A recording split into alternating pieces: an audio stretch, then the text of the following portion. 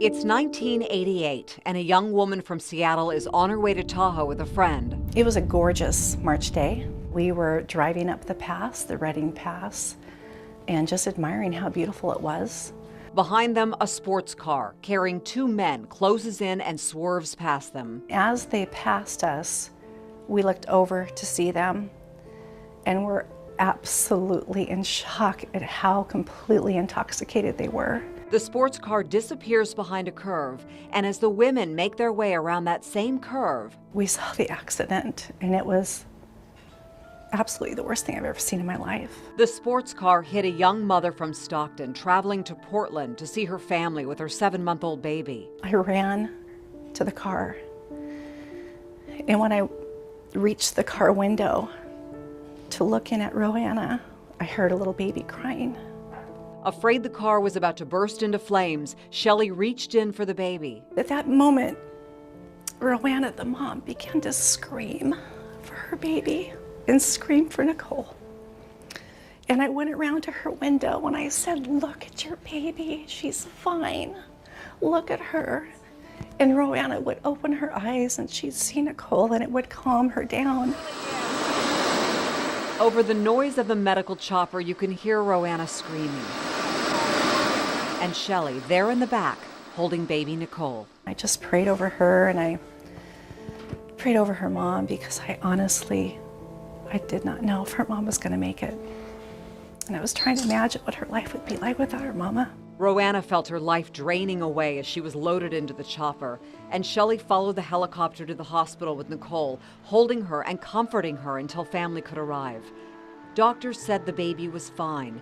2 days later, on her way back to Seattle, Shelley stopped by the hospital to check and got devastating news about the baby. The baby's paralyzed from the waist down.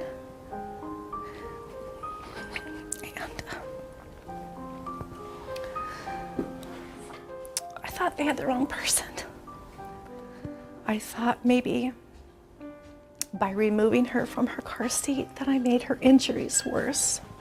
And I left that hospital that day, changed forever. It's a question that went unanswered for 25 years, until one day, while on the internet, she clicked on a video that came as part of an inspirational online subscription. The first thing that appeared on the screen was the name Nicole Farley. At that moment, I absolutely stopped breathing. I could not believe it, and I froze. What she saw was Nicole, the baby, all grown up, with her mother and family, a timeline of a beautiful life and a message of joy and faith. She saw Nicole water skiing and taking trips to other countries, buying a home, starting a business, and in one of the frames was an email address.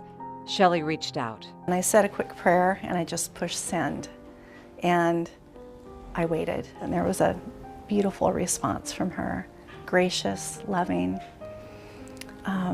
warm. It was everything that I ever hoped for. And Nicole answered the question about her paralysis that haunted Shelley for more than 25 years. One of the things that I really wanted to get across in my email was that she didn't have anything to do with it. The damage was already done, and doctors had said. Nicole and Shelley agreed to meet in person this March. I'm really excited. I'm not necessarily nervous, but I'm kind of anxious. Nicole had other plans for a surprise reunion at her grandparents' home in Portland, where Shelley had agreed to meet me for an interview. I think it was some divine intervention that my video landed in her inbox. She's amazing. Mm-hmm. She is an inspiration. I want you to turn around. Oh my goodness. Oh my goodness. Oh my word. Oh. Mom to mom. Thank you. Thank you so much for doing more than just holding my baby, but for taking care of her and for loving her and for praying for her.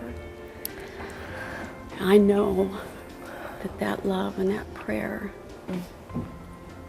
helped protect her. And there are no words I could ever express to thank you enough. Oh, man, Thank you. 25 years of questions answered, anxiety lifted, and finally, the chance to express gratitude and love. Oh my goodness.